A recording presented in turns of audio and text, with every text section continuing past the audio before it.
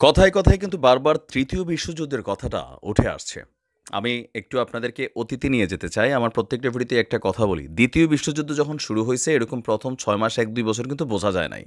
পরবর্তী সময়ে যখন পশ্চিমা মোড়লদের সাথে মূল সংঘর্ষটা লাগছে তখন কিন্তু বিশ্বযুদ্ধ হিসেবে এটাকে সামনে আনছে।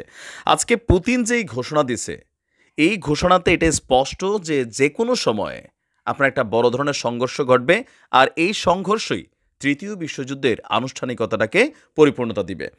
গতকালকে আপনারা জানেন আমি নিজেও নিউজটা দিছি যে আমেরিকার পার্লামেন্টে একটা বিশাল বিল পাস করা হয়েছে প্রায় $৯,৫০০ কোটি ৩টা দেশের জন্য। একটা হচ্ছে ইসরায়েল, আরেকটা হচ্ছে আপনার কি বলা হচ্ছে ইউক্রেন, আর আরেকটা হচ্ছে তাইওয়ানের জন্য।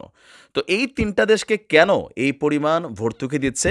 মেইন কারণ হচ্ছে আমেরিকা চায় তাদের মিত্র শক্তিদেরকে দিয়া যেই জাগ্রত শক্তি আছে বা পরাশক্তি আছে তাদেরকে সাইজ করা। তো এই অবস্থাতে আইসা আপনার বিষয়টা নিয়ে বড়ই খেপছে রাশিয়ার। যেই ঘোষণা দিছে পুতিন যে ইউক্রেনের জন্য আমেরিকা, ব্রিটিশ এবং ফরাসি মানে ফ্রান্স এই সামরিক শক্তি যারা বিশ্বের বৃহত্তম পারমাণবিক শক্তিধর দেশগুলো তারা একটা ৩য় বিশ্বযুদ্ধের দিকেই পৃথিবীকে ঠেলে দিচ্ছে। আর এই সংঘাতের অবসান ঘটবে এই যুদ্ধের মধ্য দিয়েই। রাশিয়ার পররাষ্ট্রমন্ত্রী সের্গেই ল্যাভরভ রাশিয়ার রাজধানী মস্কোতে দেওয়া এক সম্মেলনে এই হুঁশিয়ারি দিয়ে বলছেন যে রাশিয়ার এবং মার্কিন কূটনীতিকদের মতে ১৯৬২ সালের কিউবান ক্ষেপণাস্ত্র সংকটের পর ২০২২ সালে ইউক্রেনে প্রেসিডেন্ট পুতিনের আক্রমণ রাশিয়ার সাথে পশ্চিমের সম্পর্ককে একবারে তলানিতে নিয়ে গেছে। মার্কিন আইন প্রণেতারা ইউক্রেনে বিলিয়ন ডলারের সামরিক সহায়তা বিলে অনুমোদন দেওয়ার পরে রাশিয়া তাদের অবস্থান প্রকাশ করেছে। রাশিয়া বলছে যে কৌশলগত পরাজয় ঘটানোর ধারণা নিয়ে মগ্ন রয়েছে যুক্তরাষ্ট্র এবং তাদের শক্তি ন্যাটো। ইউক্রেনের প্রতি পশ্চিমাদের সমর্থন রাশিয়াকে যুক্তরাষ্ট্র এবং তার মিত্রদের সাথে সরাসরি সামরিক সংঘর্ষের দ্বারপ্রান্তে এবার নিয়ে যাচ্ছে। পশ্চিমারা বিপজ্জনকভাবে পারমাণবিক শক্তিধর দেশগুলোর মাঝে সরাসরি সামরিক সংঘর্ষের বিষয়ে উস্কানি দিচ্ছে, যা ৩য় বিশ্বযুদ্ধেরই ইঙ্গিত। ল্যাবর বলছেন বিশেষ উদ্বেগের বিষয় হল পশ্চিমা পারমাণবিক শক্তিধর ট্রৈকো, যারা বিভিন্ন ধরনের উস্কানিমূলক পদক্ষেপের প্রধান উদ্যোক্তা। আর ট্রৈকাই মানে যুক্তরাজ্য, ফ্রান্স এবং আমেরিকা, তারাই আপনার কিয়েভের শাসক গোষ্ঠীর মূল পৃষ্ঠপোষক।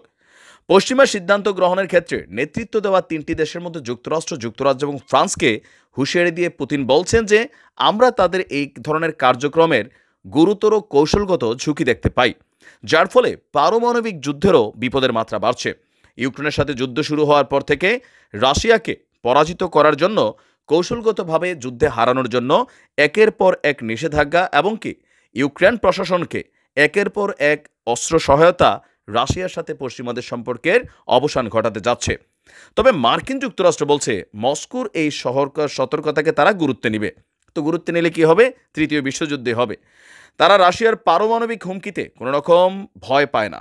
প্রেসিডেন্ট পুতিনের যেই সম্পর্ক, তিনি এক ধরনের অগণতান্ত্রিক প্রক্রিয়াতে ইউক্রেনে যে আক্রমণ চালিয়ে যাচ্ছেন সেটার অবসান ঘটাইতে হবে। তো ইসরায়েল যেটা করতেছে সেটা কি করতেছে ভাই? পুতিন একটু হুঙ্কার দিলেই পশ্চিমারা একত্রিত হয়। যেই ক্ষেপণাস্ত্র বা বিশাল একটা সামরিক বাজেট ইউক্রেনের হাতে যাচ্ছে, পুতিনের যদি মাথা খারাপ হয় আর ধরেন একটা পারমাণবিক যদি মাইরা দেয়, সাথে সাথে ৩য় বিশ্বযুদ্ধ। কারণ আমেরিকা জানে যে ইউক্রেনের পরাজয় মানে পশ্চিমাদের পরাজয়, যার কারণে এরা কিন্তু ধরেন কোনোভাবেই রাশিয়াকে ইউক্রেনের বিরুদ্ধে খুব সহজেই জয়টা কিন্তু নিতে দিবে না। আর পুতিনও কৌশলগতভাবে তার সিস্টেম মতো আগাচ্ছে। দেখা যাক কি ঘটতে যাচ্ছে প্রকৃতিতে। ভালো থাকুন। আসসালামু আলাইকুম।